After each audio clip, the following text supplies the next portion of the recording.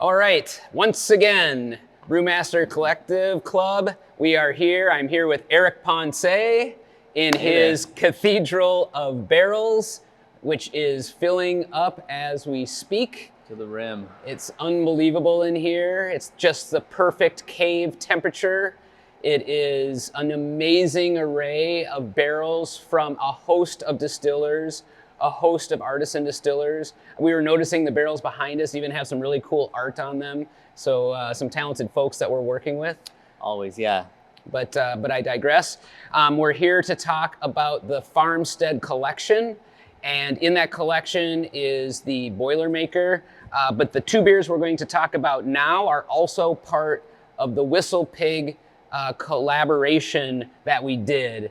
And we gave some of the details in the Boilermaker talk, but we'll kind of go back over a little bit of this because it was probably one of the most amazing, well thought out collaborations that we've done with anybody, certainly anybody outside of the beer industry. And Whistle Pig came to us, actually they came to Eric. They approached him. He has already a relationship with the distillers there. And they said, you know, you're one of our favorite West Coast breweries. We've got this idea of doing a coast-to-coast project. We're gonna take some of our 10-year rye whiskey, rack it to some special barrels, put it on a truck, and actually road age it to create a product called road stock. And essentially it's like, you know, this idea of putting a barrel on a truck, allowing it to rock and roll across Highway 66 all the way across the country, 3,000 miles, and then show up here in Paso Robles, and then you can tell the other part of the story. Yeah, so the truck arrives, and like Matt says, a long journey, different elevations, pretty phenomenal idea. The truck arrives, we go to a local distillery, Bethel Road Distillery, really close friends of ours, about less than a 5-minute drive away. We had just emptied some of our beers out of some of our bourbon barrels here. So we ended up taking those barrels to the distillery. The truck shows up at the distillery. We empty those barrels there. And then the spirit goes directly into the empty beer barrels that we had just emptied here. And what we did mention on the Boilermaker beer as well, Whistle Pig Distillery ages their beers in barrel vertically when they put a bung right on the head of the barrel instead of the side. So we showed up with our racking wands, long stainless steel wands that usually go in the bunghole and empty the entire barrel. Our wands weren't long enough to get to the bottom of the barrel. Right. So we're like, we pull our wands out, we put the flashlight in, and we see a bunch of liquid just slothing around the bottom. We're like, holy crap. We look at Mitch, the distiller from Whistle Pig that came down, and he's like, dude, that's fine. Yeah. We got enough. You guys got enough liquid. It's going to make a much better beer. So we brought those barrels here, and for Whistle Monkee, again, within 48 hours, we were filling those barrels that we had just emptied, some of the freshest, wettest, uncut spirit still in the barrel. So excited, just driving them over here. We unloaded them, and just the aroma coming from the truck. But anyway, we filled those with Whistle, with our base beer, our Central Coast Quad, Whistle, Sticky Monkee. Sticky Monkee. Yep. All these names. I know. Yeah, so you can say we did a play on with their words. We got Whistle Monkee and Sticky Pig. But first talking about Whistle Monkee, of course, you know, if you've been in the club for a while, you're probably familiar with Sticky Monkee.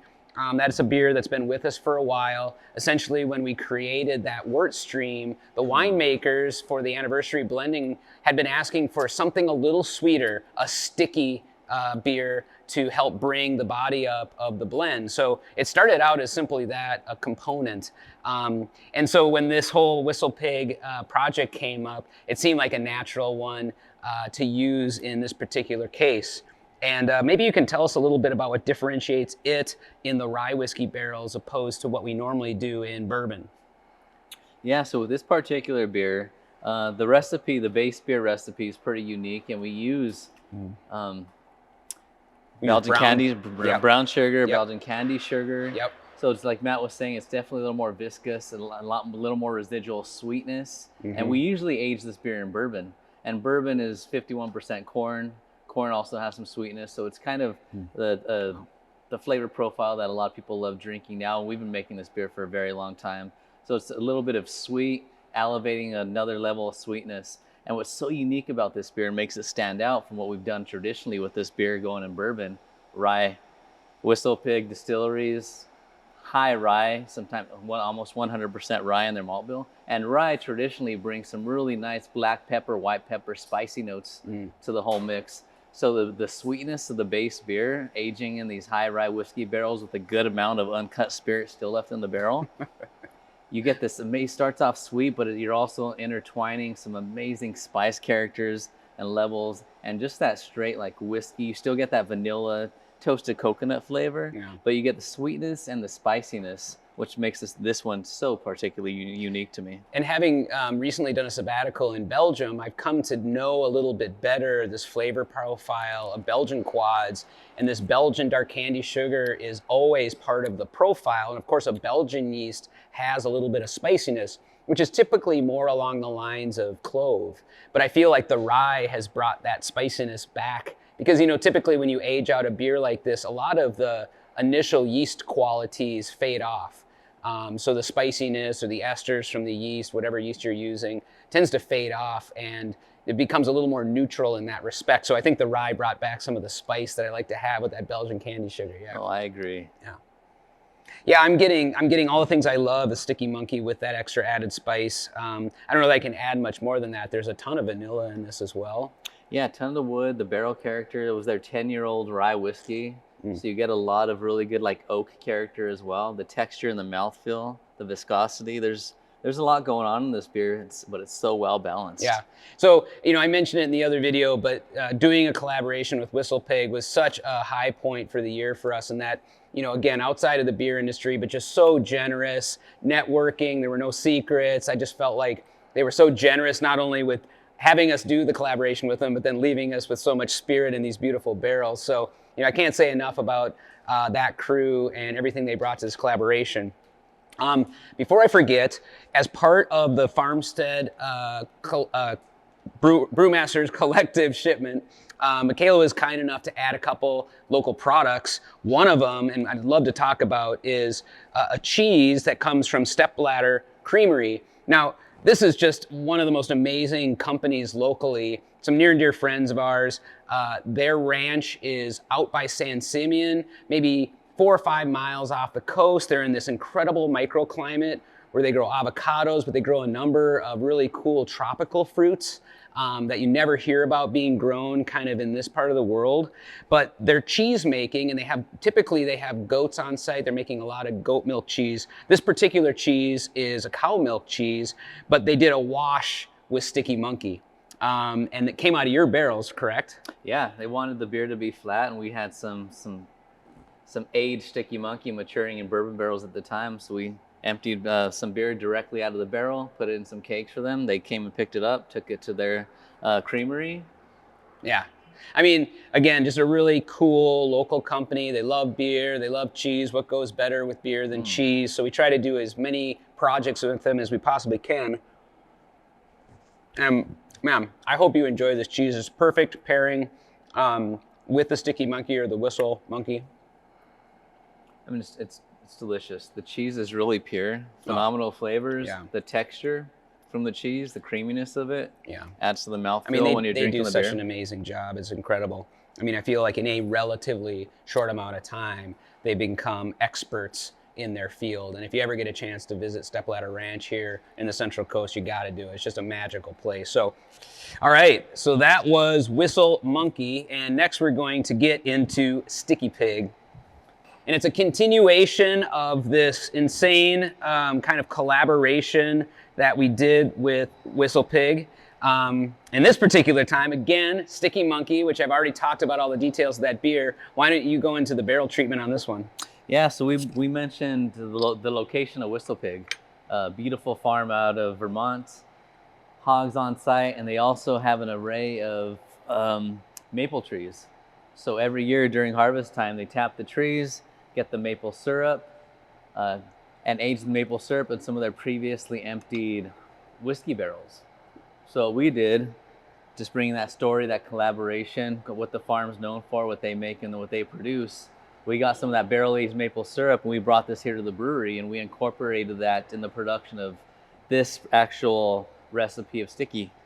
Yeah. of Whistle And when Monkee. they came out again, I was talking about their generosity. They brought out some smaller whiskey-looking bottles filled of this maple syrup. Oh my God. And I brought it home. I was so stoked. I made pancakes that very weekend, but it's pretty boozy. It's boozy. It's like I wasn't sure I should pour it on the kids' pancakes kind of thing. Because you taste some barrel-aged maple syrups out there, and like, okay, I don't really get much of the barrel character, but since they're the distillery, they empty their whiskey barrels, and probably that same day they get that maple syrup directly into those barrels. So you get the most beautiful, grade A, robust maple syrup aging in these recently dumped high rye whiskey barrels. And the maple syrup is definitely the most prominent flavor, but it's actually extracting a lot of the flavors of the wood and the whiskey itself. Yeah, it is. It's amazing stuff. So you should keep your eyes open for that. I don't know if they sell it on the open market or if you have to go to their place to get it. Yeah, and then we also used a little maple syrup in the production of the beer, correct? Oh yeah, we brought in drum loads of this maple syrup. And we used it during the production of this beer. That's what makes this one stand out a little more. It makes it why it's a black label, because it costs a little more than the average beer. Maple syrup, eh? Barrel-aged maple syrup. From Vermont. Oh, God.